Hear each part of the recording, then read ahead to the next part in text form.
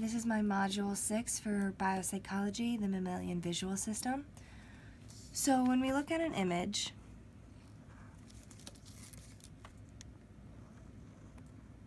there's often a region of overlap.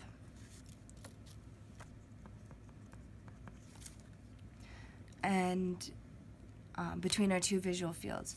So light then travels from this image through our retina, or through our pupil and our lens to our retina.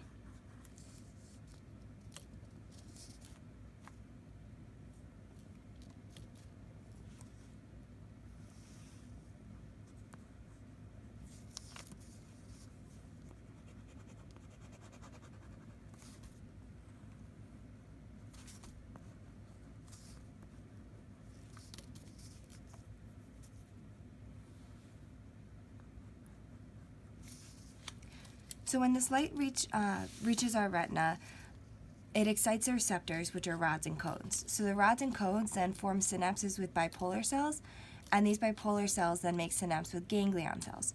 So these ganglion axons then combine to form the optic nerves. So the optic nerves then leave the retina from each eye through the optic disc, or the blind spot, right here, and travel towards the optic chiasm.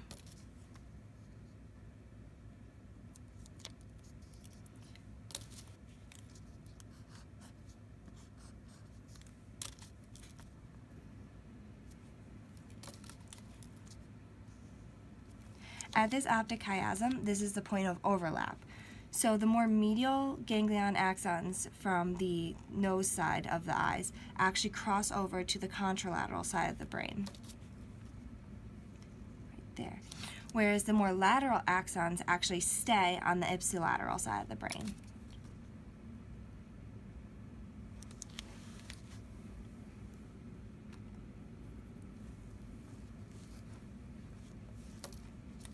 So this crossing over at the optic chiasm is actually what's responsible for the left hemisphere interpreting what is seen in the right visual field, and the right hemisphere interpreting what is seen in the left visual field.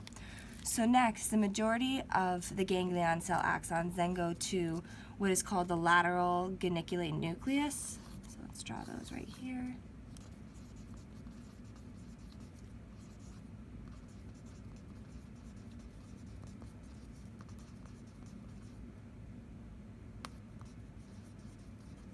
And this right here was the optic chiasm.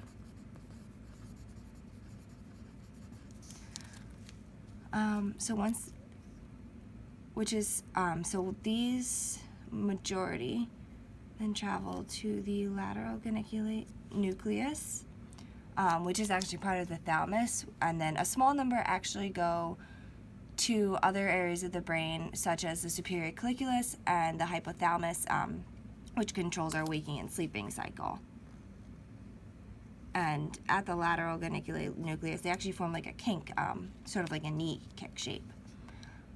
And then, so once these axons go here, they're actually sent to other parts of the thalamus, or the relay center as we know it, and then sent to the visual cortex in the occipital lobe of the brain. So these are going to go to the primary visual cortex, which is right here.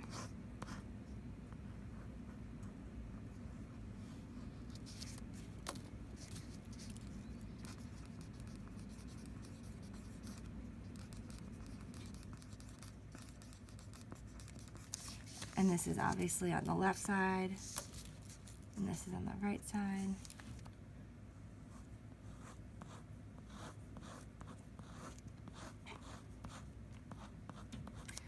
So once these axons actually relay the message to the primary visual cortex in both the left and right hemisphere, in the occipital lobe, our occipital lobe is then able to actually interpret this light stimulus as an image, and therefore this is how we see an image as it is.